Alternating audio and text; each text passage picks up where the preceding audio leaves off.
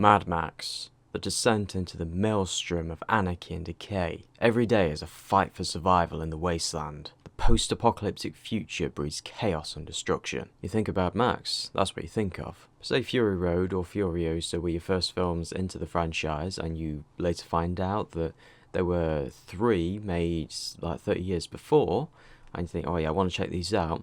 You go back to the original that was released in 1979. But you watch it and something feels off. Where's the anarchy? Like, sure, we have biker gangs, but we don't have the wastelands that we had before. But the sequels do have that feeling. We have deserts, fast cars, men dressed in fetish gear, and of course Tina Turner. For a series known for its post-apocalyptic setting, it's honestly strange that we don't see that in the first film. It's kind of like how the image of Rambo is often the one we see in the second film with a machine gun and a high body count, yet in the first film he only ever killed 1 person. So why is that? What happened? They're still police, even though their station is literally an abandoned warehouse, and there is some sort of court system. The court's worried about this destruction. Max even has a nice house. There's even a bar, a nice looking restaurant, and a working hospital. And the police chief even has little plants. But all this considered, it doesn't feel post-apocalyptic, but it does feel kind of Western.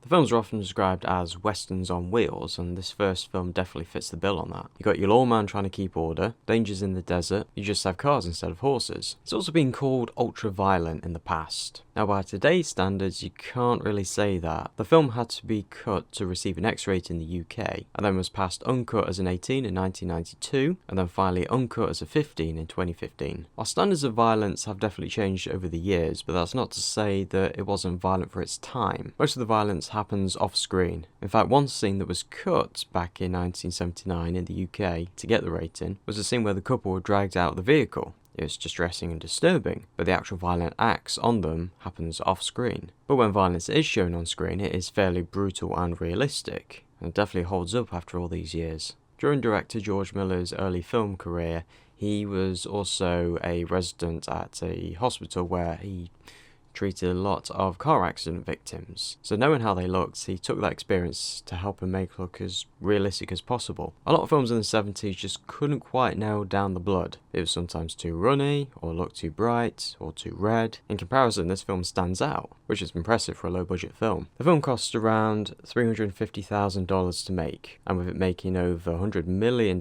worldwide, it was insanely profitable. Some ways that helped keep the budget down was to pay extras in beer, and the stunts were done illegally on the roads without closing them down properly. The climax of the film is where it really stood out to me. You really get a sense of unease and foreboding when Max and Jesse go on holiday. You feel like Toe Cutter's gang is somewhere nearby even if you don't see them, and when they do turn up, you really buy that it might actually hurt the kid. There is a scene that made me chuckle a bit. When they drive off avoiding the gangs for the first time, one of them throws a chain on the car but ends up falling down. It's later revealed that his hand got ripped off. When the local sheriff gets there, he looks at it and says this: I'll figure it's lost property. And if no one makes a claim to it, I say we can forget it.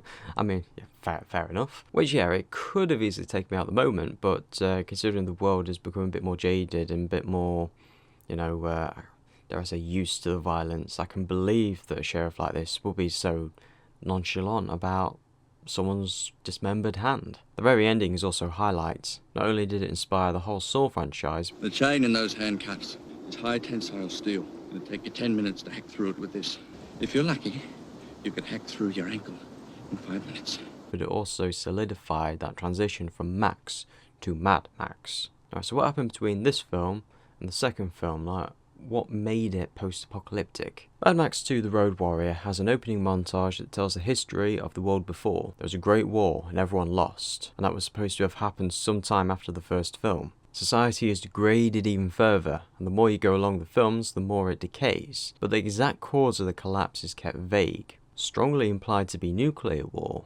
What with the Cold War and the fears of nukes being prominent in the 80s, but the scarcity of fuel is also a factor. But Fury Road adds the lack of water as a match to the already dry haystack. Instead of being a single event with the normal before world and the afterworld set afterwards, it seems to be more of a gradual change. Each of the Mad Max films are different in style, theme, genre. Fury Road is a chase movie, Furiosa is a revenge epic, but they're also different in what they're trying to tackle. If The Road Warrior and Beyond Thunderdome reflect Cold War anxieties, and if Fury Road reacts the concerns about a degrading environment, the original reflects the Australian fuel crisis in 1973, and how quick people were to become violent. In a way, I respect Miller for this, not just because he's making good films, but instead of repeating what has worked before, he's decided to move the sequel into new territories and do something different. Feels counterintuitive to do. You want to chase that success in order to make more money, but you know, it's worked out for Miller, and it's honestly a brave creative decision, and